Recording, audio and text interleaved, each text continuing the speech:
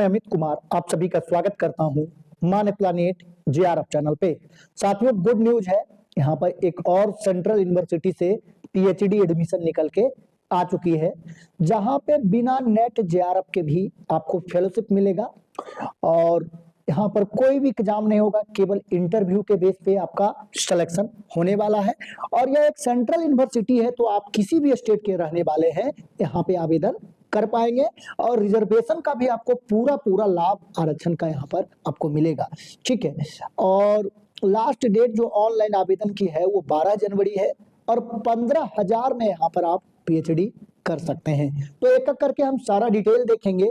Video में आगे बढ़ने से पहले आप लोगों को जरूरी सूचना देना चाहूंगा कि अगर आप पीएचडी में एडमिशन लेने के लिए गंभीर हैं तो एडमिशन आपको तभी मिलेगा जब आप एक स्ट्रॉन्ग और यूनिक टॉपिक चूज करेंगे और उसके ऊपर एक प्रॉपर रिसर्च प्रपोजल प्रिपेयर करेंगे और उसी के अकॉर्डिंग इंटरव्यू प्रिपरेशन पे समय देंगे। साथियों, मैंने बहुत सारे नेट जेआरएफ पास छात्रों को देखा है कि जिनकी जेआरएफ की फेलोशिप की जो वैलिडिटी है 3 साल की, वो देखते देखते खत्म हो गई और उनको कहीं भी एडमिशन नहीं मिल पाया। तो इसके पीछे जो मुख्य वजह होती है कि वो ना तो टॉपिक, ना ही रिसर्च प्रपोजल और ना ही इंटरव्यू प्रिपरेशन पे समय देते हैं। वहीं दूसरी तरफ बहुत सारे मैंने केवल पीजी पास छात्रों को भी देखा है जिन्होंने टॉपिक, रिसर्च प्रपोजल और इंटरव्यू प्रिपरेशन पे वर्क किया, आज वो पीएचडी कर रहे हैं।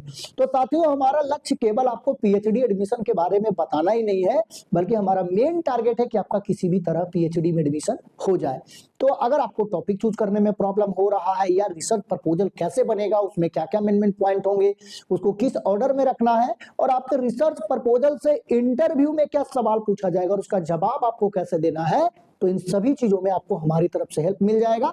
और स्क्रीन पर हमारा व्हाट्सएप नंबर शो हो रहा है, आप चाहें तो व्हाट्सएप मैसेज या कॉल कर सकते हैं। कोई भी सहायता चाहिए अगर आपको पीएचडी एडमिशन से रिलेटेड। तो अब यहाँ पर हम सबसे पहले देखिए इसका फी ही देख लेते हैं।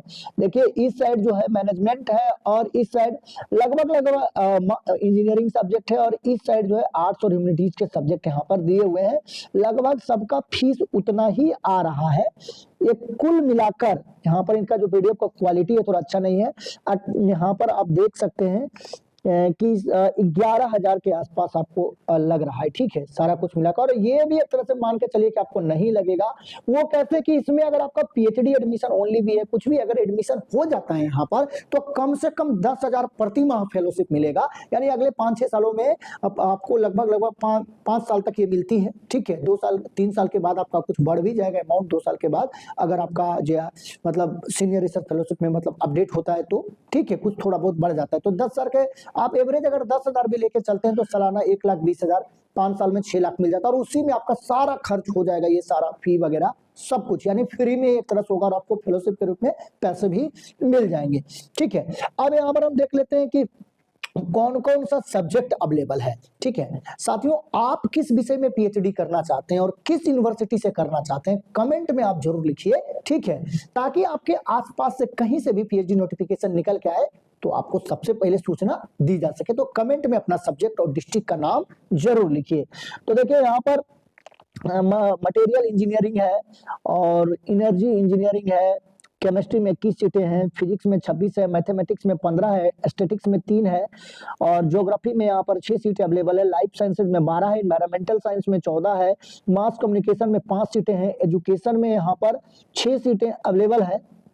इसके अलावा यहाँ पर परफॉर्मिंग आर्ट्स में 2 सीटें हैं, इंग्लिश स्टडीज में 6 है, एंथ्रोपोलॉजी में 7 है, चाइनीज में यहाँ पर 9 सीटें हैं, पॉलिटिकल साइंस में 5 है और इकोनॉमिक्स में 1 है। टोटल 21 डिपार्टमेंट में 196 सीटें यहाँ पर अवेलेबल है साथियों। ठीक है, अगर आपका सब्जेक्ट यहाँ पर नहीं है तो आप कमेंट में लिखकर बता सकते हैं। और यहाँ पर जो सिलेक्शन का जो प्रोसीजर है साथियों, ठीक है, ये नेट के स्कोर के बेसिस पे होगा। यहाँ पर कोई भी इंट्रेंस एग्जाम नहीं होगा, केवल इंटरव्यू होगा। ठीक है, तो अगर आपके पास थर्ड कैटेगरी है यानी कि पीएचडी एडमिशन ओनली या नेट है या जेआरएफ है, तीनों में से कोई एक है तो आप यहाँ पे आवेदन कर सकते हैं। आपका जो नेट का स्कोर है उसका जो वेटेज रहेगा 70% रहेगा और 30% वेटेज यहाँ पर इंटरव्यू का रहेगा, जिसमें रिसर्च प्रपोजल और आपका प्रेजेंटेशन आएगा। ठीक है, और कम्युनिकेशन स्किल के नंबर आपको मिलेंगे। तो ये तो कौन लोग यहाँ पे अप्लाई कर सकते हैं? तो जिनके पास पीजी है प्लस नेट का कोई स्कोर है, पीएचडी ओनली या नेट या जेआरएफ, तीनों में से कोई एक। और यहाँ पर अप्लाई करने का जो फी है जनरल के लिए यहाँ पर 2000 रुपए है, ठीक है। और जनरल ईडब्ल्यूएस ओबीसी के लिए, एससी एसटी के लिए 1500 रुपए है, और पीडब्ल्यूडी और फीमेल कैंडिडेट के लिए 1000 रुपए मात्र यहाँ पर फी है, ठीक है, अप्लाई करने का। तो इस तरह से हमने यहाँ पर लगभग सारा डिटेल कवर कर लिया है। ये जो यूनिवर्सिटी है सेंट्रल यूनिवर्सिटी ऑफ झारखंड है, वहां से निकल के ये फॉर्म आया है, ठीक है। तो अब सबसे ज्यादा जो प्रॉब्लम आप लोगों को आती है वो आती है अप्लाई करने में। तो अप्लाई करने का डायरेक्ट लिंक आपको हमारे टेलीग्राम चैनल पे मिल जाएगा, और टेलीग्राम चैनल का लिंक वीडियो के डिस्क्रिप्शन में है, और साथ ही साथ वहां पर आपको व्हाट्सएप ग्रुप का भी लिंक मिल जाएगा, ठीक है। तो जैसे ही आप अप्लाई वाले लिंक पर क्लिक करेंगे तो इस तरह का इंटरफेस खुल के आएगा, और यहां से आप ऑनलाइन आवेदन कर पाएंगे साथियों, ठीक है। तो एक एक करके हमने सारा डिटेल कवर कर लिया है। अगर अब भी आपका कोई सवाल है तो आप कमेंट में लिखकर पूछ सकते हैं, या अगर आपको ये वीडियो अच्छा लगा तो वीडियो को लाइक करिए, इंफॉर्मेटिव लगा तो ज्यादा से ज्यादा अपने साथियों में इसको शेयर करिए। और अगर आप चैनल पे नए हैं तो चैनल को जरूर सब्सक्राइब कर लीजिए, इसी तरह के पीएचडी एडमिशन नोटिफिकेशन और असिस्टेंट प्रोफेसर वैकेंसी के बारे में जानकारी पाते रहने के लिए। तो साथियों आज के वीडियो में बस इतना ही। वीडियो देखने के लिए, अपना कीमती समय देने के लिए बहुत बहुत धन्यवाद।